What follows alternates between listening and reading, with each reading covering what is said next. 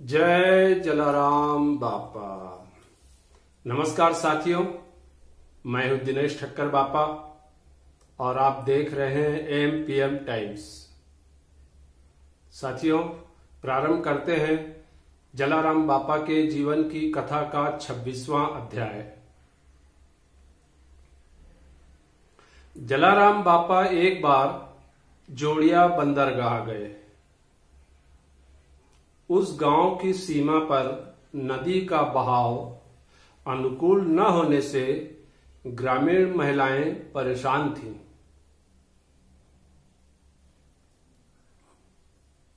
जलाराम बापा को उन महिलाओं ने अपनी परेशानी बताई। जलाराम बापा ने तब उन्हें भरोसा दिलाया, बहनों चिंता मत करो, समय आने पर सब ठीक हो जाएगा। जलाराम बापा का यह आश्वासन आश्चर्यजनक ढंग से फलीभूत हुआ। मानसून आते ही नदी का बहाव स्वतः बदल गया। इस तरह ग्रामीण महिलाओं की दिक्कतें हमेशा के लिए दूर हो गई।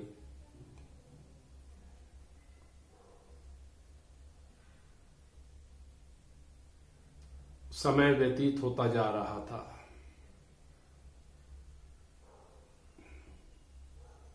उधर देवपरा गांव में नानजी नामक एक किसान जलाराम बापा का कट्टर अनुयायी था। एक बार उसका पूरा परिवार दोपहर को एक बड़े छायादार वृक्ष के नीचे बैठकर भोजन कर रहा था।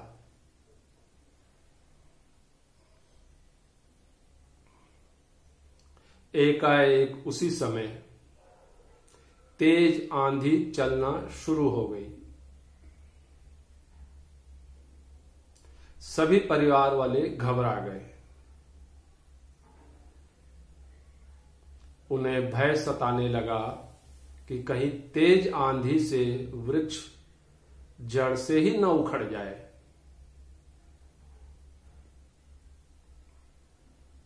संकट से बचने के लिए किसान नानजी ने तत्काल हाथ जोड़कर जलाराम बापा का स्मरण किया। फिर तो उसी पल तेज आंधी थम गई।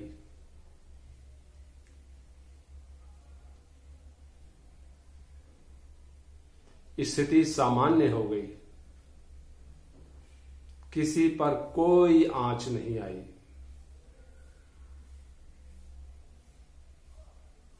शाम को घर पहुंचने पर किसान नानजी ने गांव वालों को इस चमत्कारिक घटना के बारे में बताया।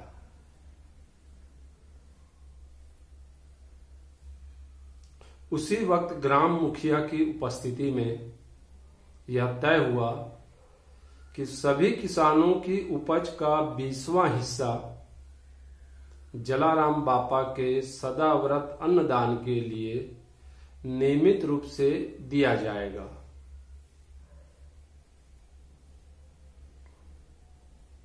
अगले ही दिन अपने हिस्से का अनाज लेकर जब किसान नानजी वीरपुर गए, तब उन्होंने जलाराम बापा के चरण स्पर्श करने के बाद उनसे तेज आंधी वाले घटनाक्रम का सविस्तार जिक्र किया।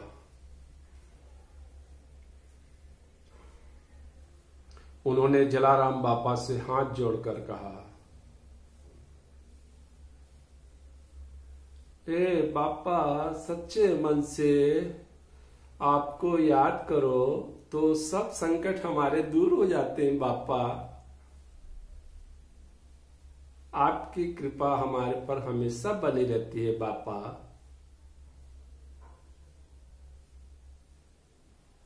तेज आंधी वाले दिन भी ऐसा ही हुआ था। बापा, उस दिन तो हम लोग सब मरते मरते बचे थे बापा, लेकिन आपकी कृपा हुई तो हम सब सुरक्षित हो गए बापा। हम लोग जीवन पर्यंत आपके आभारी रहेंगे बापा। तब जलाराम बापा ने स्मित मुस्कान के साथ कहा,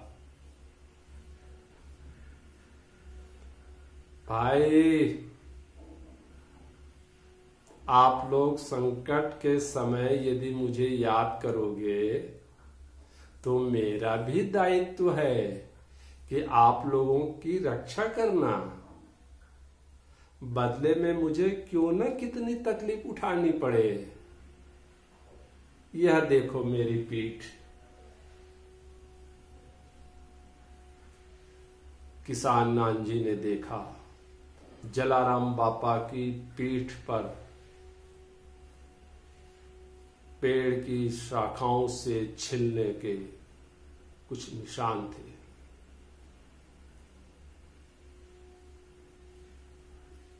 वह तो अचंभित रह गया यह देखकर।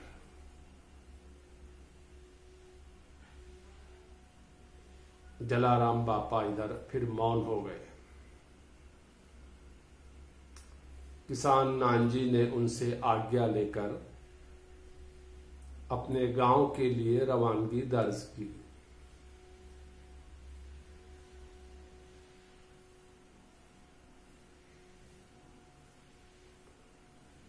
समय धीरे धीरे व्यतीत हो रहा था।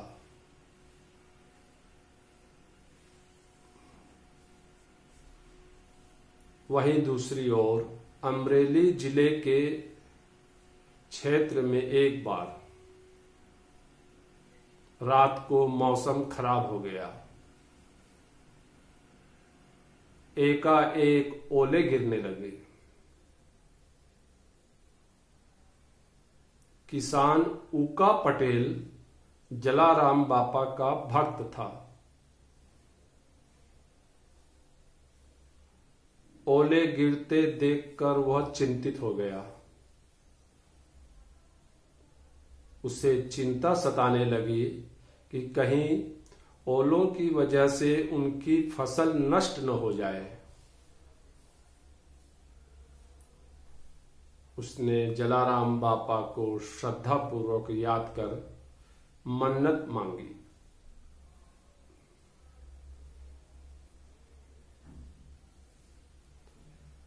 ए जलाराम बापा, मेरे खेत में ओले ना पड़े और फसल भी सुरक्षित रहे तो मैं आपके यहाँ आकर 2 नारियल अर्पण करूंगा बापा। फिर सुबह होने पर जब अपने खेत जाकर किसान उका पटेल ने नजारा देखा तो आश्चर्यचकित रह गया। आसपास के खेतों में ओले की वजह से फसल पूरी तरह नष्ट हो गई थी, लेकिन उसके खेत में फसल लहलहा रही थी। ओले का वहां नामो निशान न था। फसल उसकी पूर्णतः सुरक्षित थी। तब उसने चैन की सांस ली और तुरंत जलाराम बापा के यहाँ मन्नत के मुताबिक धन्यवाद ज्ञापित और नारियल अर्पित करने वीरपुर रवाना हो गया।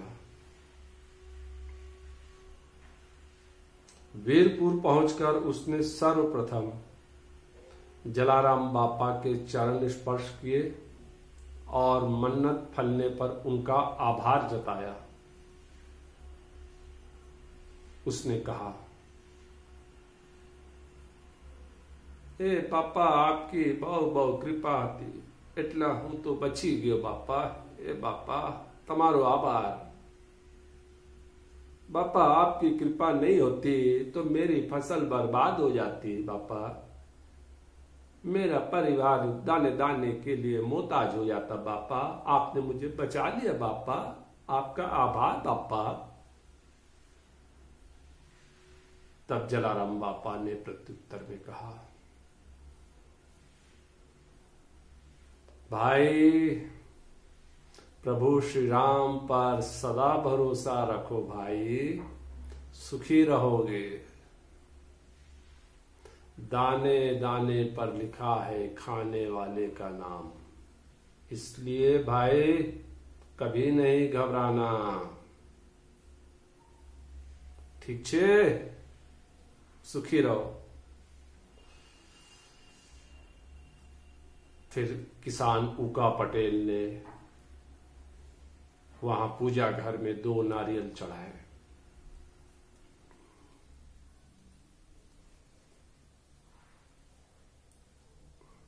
समय का चक्र घूमता रहा।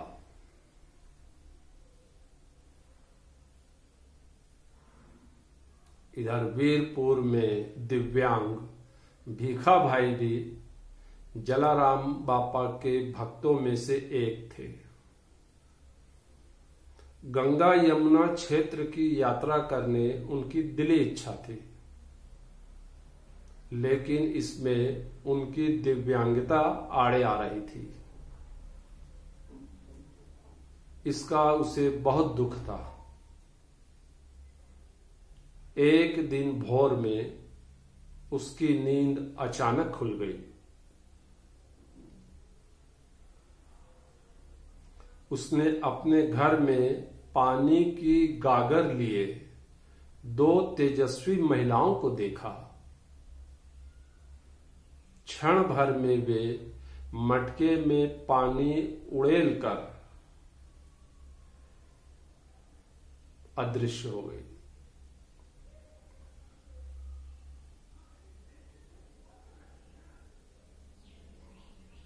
फिर सूर्योदय के बाद भीखा भाई जलाराम बापा के घर गए और आशीर्वाद लेकर उन्हें सारा वृत्तांत सुनाया। तब जलाराम बापा ने मुस्कुराते हुए कहा,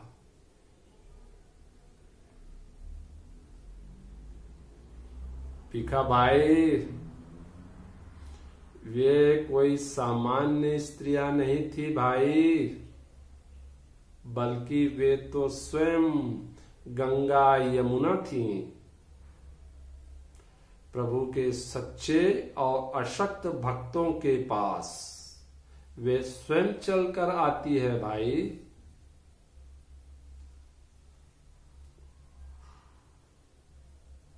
इसके बाद प्रसन्न भाव से भीखा भाई अपने घर रवाना हो गए।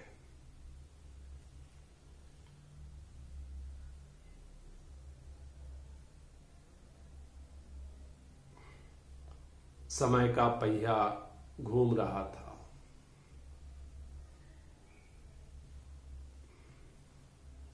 उधर जलाराम बापा के सदाव्रत अन्नदान से प्रेरित होकर गोंडल के राजा ने वीरपुर से 2 मील दूर चरखड़ी गांव में राज्य खर्च से सदाव्रत अन्नदान सेवा कार्य प्रारंभ करवाया।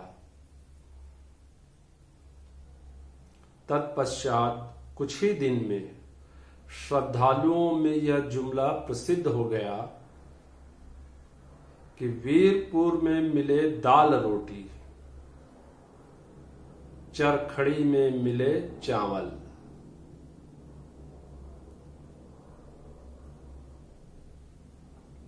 वहीं दूसरी ओर जूनागढ़ के नवाब जब जलाराम बापा की लोकप्रियता सुनकर वीरपुर आए, तब उन्होंने भी यहां से प्रेरणा लेकर समीपस्थ गांव में सदाव्रत अन्नदान सेवा कार्य प्रारंभ करवाया।